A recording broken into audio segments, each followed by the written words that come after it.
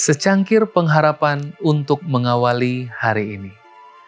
Renungan pagi 27 Juni, mencari pola pendidikan yang layak, bagian kedua. Ulangan 6 ayat 6 dan 7. Apa yang kuperintahkan kepadamu pada hari ini, haruslah engkau perhatikan. Haruslah engkau mengajarkannya berulang-ulang kepada anak-anakmu dan membicarakannya apabila engkau duduk di rumahmu.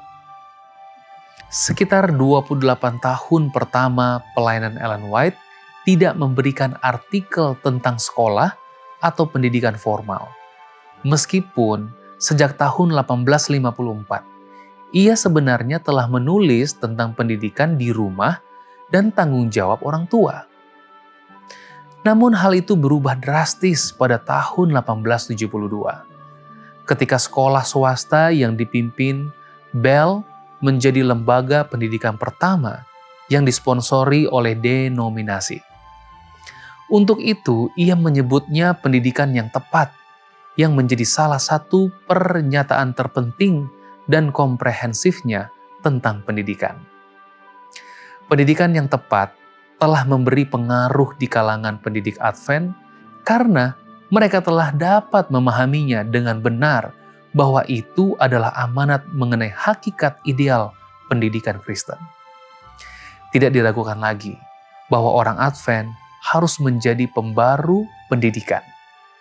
Bagian dari cita-cita reformasi itu melibatkan pergerakan yang melampaui sekedar penekanan berlebihan pada buku-buku, tetapi lebih berfokus pada pendidikan yang seimbang yang menekankan pendidikan fisik, mental, moral, dan kerohanian anak-anak.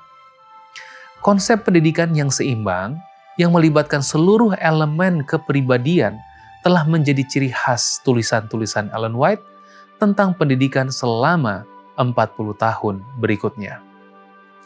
Pendidikan yang benar terbagi dalam 3 bagian dasar.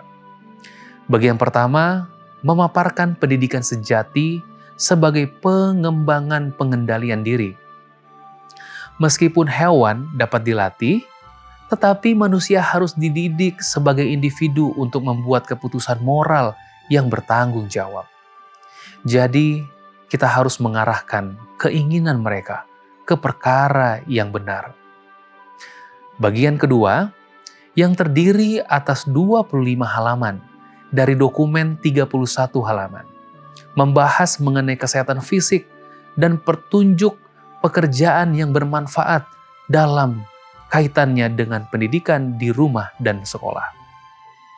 Berulang kali ia menekankan kepraktisan, kegunaan, dan aspek fisik pendidikan. Di bagian inilah ia menyoroti fakta bahwa umat Advent adalah pembaharu pendidikan. Bagian ketiga, membahas secara singkat tentang pengajaran Alkitab dan cabang-cabang pengetahuan umum bagi mereka yang mempersiapkan diri untuk pelayanan.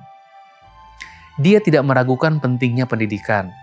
Bagaimanapun, ketidaktahuan tidak akan meningkatkan kerendahan hati atau kerohanian.